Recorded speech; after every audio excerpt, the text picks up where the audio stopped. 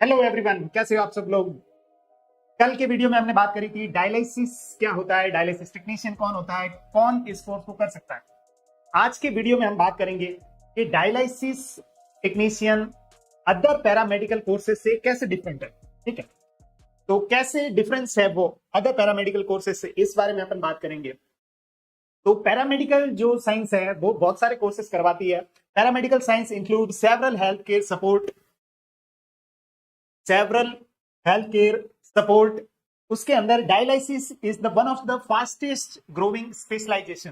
Dialysis जो है बहुत सारे पैरामेडिकल के अंदर सबसे फास्टेस्ट ग्रोइंग स्पेशलाइजेशन है। ठीक है, और अदर पैरामेडिकल से कंपेयर करें, जैसे लैब टेक्नीशियन होता है, रेडियोलॉजी होता है, नर्सिंग होता है, ओटी टेक्नीशियन होता है, ये सब का क्या वर्क रहता है इस वीडियो में हम बात करेंगे, है ना, कैसे ये अदर इन पैरामेडिकल कोर्सेज से डिफरेंस है। ठीक है, तो अगर अपन इसके कोर्स के ड्यूरेशन की बात करें तो डायलिसिस टेक्नीशियन हो या लैब टेक्नीशियन हो जिसको डीएमएलटी बोलते हैं, या रेडियोलॉजी टेक्नीशियन हो या ओटी टेक्नीशियन हो, ठीक है, इन सब का जो कोर्स का ड्यूरेशन जो रहता है वो सबका डिप्लोमा जो रहते हैं सब 2 साल का डिप्लोमा रहता है। ठीक है, लेकिन कुछ ऐसे कोर्सेस कुछ कुछ रहते हैं जिसमें 3 साल का डिप्लोमा रहता है, 4 साल का डिग्री कोर्स रहता है।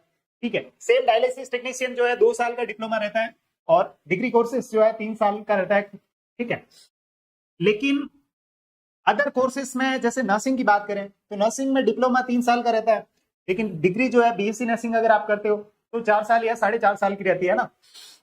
तो ऐसे डिफरेंस है, और सबके अंदर जो क्वालिफिकेशन है वो सब में 10+2 है, और इसके लिए आपका पीसीबी सब्जेक्ट होना कंपलसरी है ना। आपका बायोलॉजी से 12th किया हुआ होना चाहिए, तभी आप इन पैरामेडिकल कोर्सेज को है जो कर सकते हो। ठीक है, और नेक्स्ट अपन बात करें तो मैंने बताया था कि ये अफिलिएटेड होने चाहिए कोर्सेस जो है ना। अफिलिएशन का मतलब है आप किसी भी एक लोकल जगह से उसको नहीं करोगे। लोकल का मतलब ऐसा नहीं है, लोकल का मतलब ये है कि आप उसको कम से कम हो सके तो रिकॉग्नाइज, जितना हो सके उतना रिकॉग्नाइज यूनिवर्सिटी से या गवर्नमेंट से करने की ट्राई करें। लेकिन ऐसा भी नहीं है कि आप प्राइवेट से करोगे तो स्कोप नहीं है बनेगा। डायलिसिस टेक्नीशियन का बहुत अच्छा खासा स्कोप है, लेकिन कहने का पर्पस ये है कि आप जो उस कोर्स को करें तो वो कोर्स आपका सर्टिफाइड होना चाहिए, अफिलिएटेड होना चाहिए। तो ये कुछ ऐसी ऑर्गेनाइजेशन है जो कि अफिलिएशन प्रोवाइड करती है, जैसे HSSC और पैरामेडिकल काउंसिल, IMA, INC, है ना। ये कुछ कुछ है जो एफिलिएशन है जो प्रोवाइड करती है। ठीक है, तो वहां से आपको करना है। इसके बाद में अपन सिलेबस की बात करें, कोर्स का इनका फोकस क्या होता है। जैसे डायलिसिस टेक्नीशियन की बात करें तो इसका फोकस क्या रहता है, किडनी फंक्शन, है ना, किडनी से रिलेटेड, डायलिसिस मशीन को ऑपरेट करने से रिलेटेड, पेशेंट केयर से रिलेटेड और वाटर ट्रीटमेंट से रिलेटेड, है ना। भाई डायलिसिस टेक्नीशियन का मेन काम क्या है, उसको डायलिसिस जो मशीन है वो उसको ऑपरेट करनी आनी चाहिए, वो उसका मेन काम रहता है। किडनी के जो फंक्शन है उसके बारे में उसको पता होना चाहिए, है ना, कैसे किडनी वर्क करती है या फिर मशीन कैसे वर्क करती है जो डायलिसिस मशीन है ना। पेशेंट केयर कैसे करोगे, कैसे मॉनिटर करना है, कैसे ऑब्जर्वेशन करना है, ये सब रोल किसका होता है, डायलिसिस का होता है। डायलिसिस के रोल की अपन ने बात करी थी कि प्रिपरेटरी फेज होता है, उसमें ड्यूरिंग डायलिसिस कुछ रेस्पॉन्सिबिलिटी होती है हमारी, पोस्ट डायलिसिस कुछ रेस्पॉन्सिबिलिटी होती है। तो ये सब काम किसका होता है, डायलिसिस टेक्नीशियन का होता है ना। इसके बारे में अपन ने बात करी थी। सेम चीज लैब टेक्नीशियन की अगर बात करें तो लैब टेक्नीशियन का क्या काम होता है।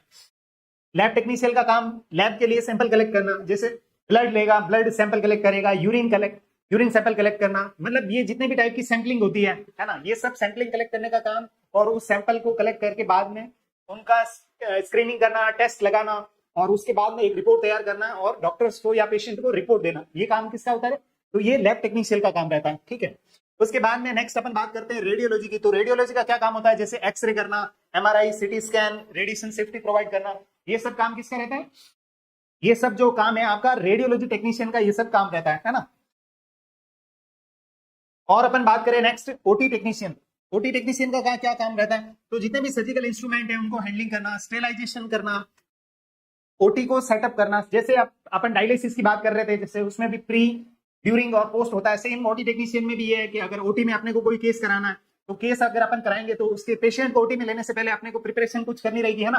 भाई पेशेंट से या उसकी फैमिली से कंसेंट लेना पड़ेगा, पेशेंट को प्रिपेयर करना पड़ेगा, सर्जरी के लिए प्रिपेयर कर रहे हैं अपन उसको। तो ये सब काम किसका होता है, जिसमें ओटी टेक्नीशियन हेल्प करता है नर्सेस और डॉक्टर्स की, है ना।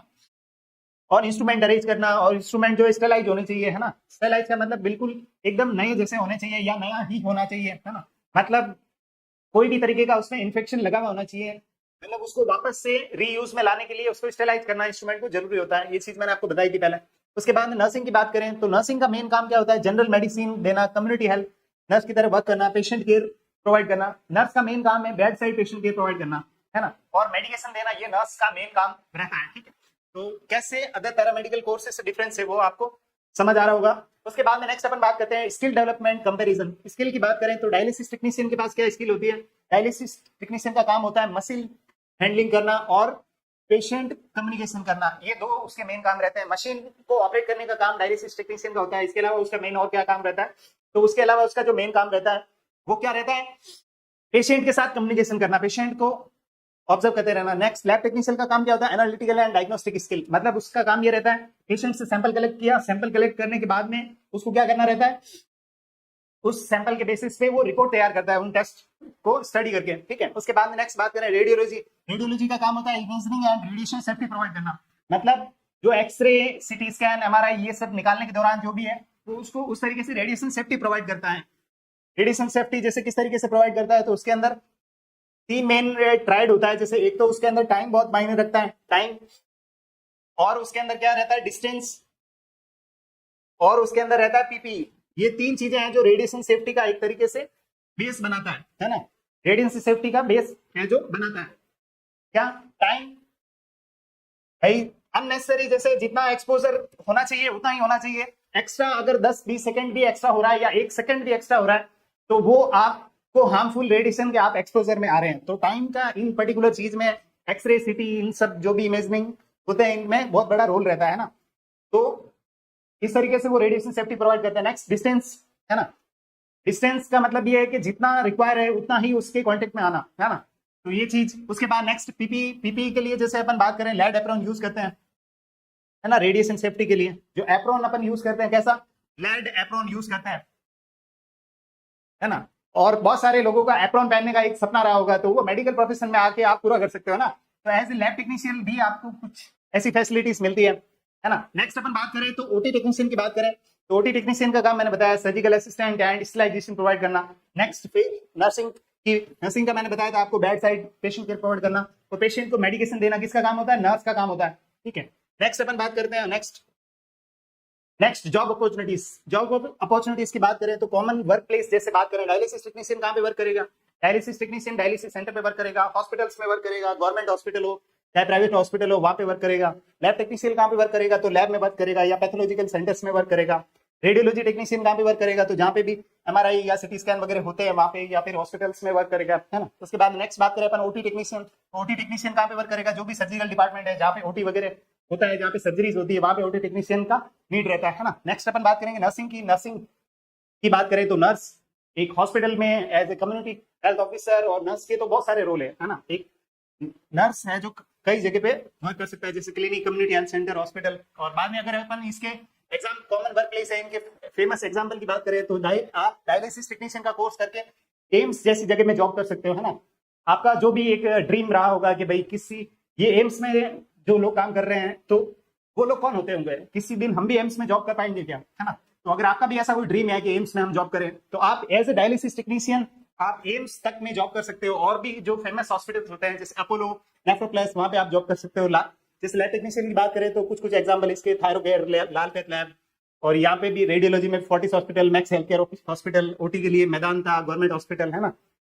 तो ये सारे किसके जॉब अपॉर्चुनिटीज के लिए हॉस्पिटल्स के एग्जाम्पल। उसके बाद में नेक्स्ट बात करें अपन सैलरी कंपेरिजन कि भाई ये सब तो ठीक है, पैसे कितने मिलेंगे, है ना, घूम फिर के अपने को पैसे का इंपॉर्टेंस तो पता ही है। तो पैसे की अगर अपन बात करें सैलरी कंपैरिजन की तो एज ए डायलिसिस टेक्नीशियन ये सारी जो सैलरी मैंने यहाँ पे लिखी है ये आपको एज ए फ्रेशर आप एक्सपेक्टेड रख सकते हो, एज ए फ्रेशर आपको इतना सैलरी तक मिल सकता है आराम से, ठीक है। डायलिसिस टेक्नीशियन को 18,000 से 25,000 रुपए की नौकरी आराम से मिल सकती है इस कोर्स को करने के बाद। जस्ट एक छोटा सा 2 साल का डिप्लोमा किया या फिर छोटा मोटा सर्टिफिकेशन कोर्स किया और उसके बाद आप इतना पैसा अर्न कर सकते हो। लैब टेक्नीशियन में 15,000 से 22,000, सेम रेडियोलॉजी टेक्नीशियन में 20,000 से 30,000, ओटी टेक्नीशियन 18,000 से 25,000, नर्सिंग में 20 से 30,000, है ना।